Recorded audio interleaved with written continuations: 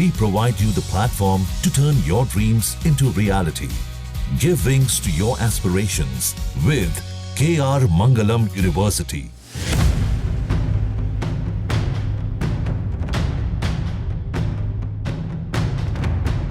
छब्बीस 11 मुंबई आतंकी हमले का मुख्य आरोपी तहव्वुर हुसैन राणा जब से भारत आया है तब से इसी बात पर निगाहें टिकी है कि वो इस हमले को लेकर कौन कौन से राज खोलेगा और लगातार उससे पूछताछ भी की जा रही है। अब बताया जा रहा है कि एनआईए की टीम उससे पूछताछ करेगी जिससे राणा की मुलाकात दुबई में हुई थी और जिसे 26/11 हमले की जानकारी पहले से थी।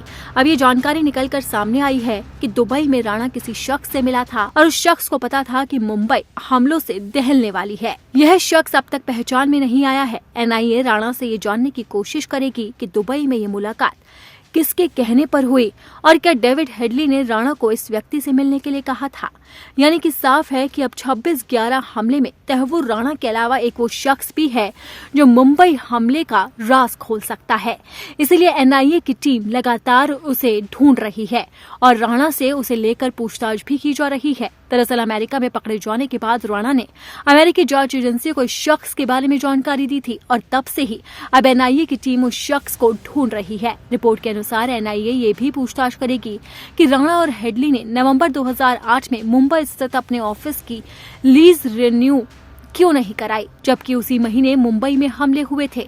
तो उन्होंने मुंबई हमले की प्लानिंग कहां पर की थी और उस हमले में कौन कौन लोग शामिल थे और इस मुंबई हमले के कितने आरोपी हैं।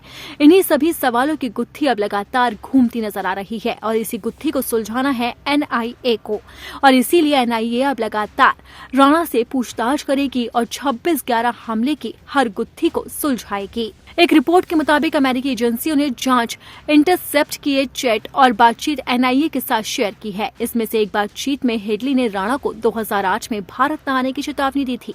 साथ ही भारत में संभावित आतंकी हमले के बारे में भी बताया था। हेडली ने राणा की दुबई में इस शख्स से मुलाकात भी कराई थी।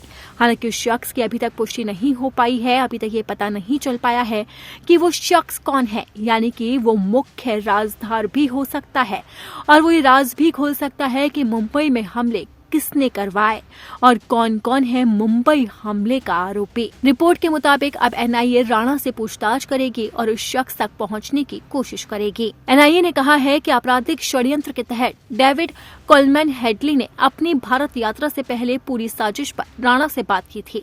एनआईए ने अदालत को बताया कि संभावित चुनौतियों की आशंका से हेडली ने राणा को एक ईमेल भेजा था जिसमें उसके सामान और परिसंपत्तियों का ब्यौरा था। एजेंसी ने साथ ही बताया कि हेडली ने राणा को इस साजिश में पाकिस्तानी नागरिकों इलियास कश्मीरी और अब्दुल रहमान की संपृक्तता के बारे में भी बताया था। दोनों इस मामले में आरोपी है। अब फिलहाल एनआईए राणा से लगातार पूछताछ करेगी। अब देखना होगा कि मुंबई हमले के और कितने राज खुलने बाकी हैं।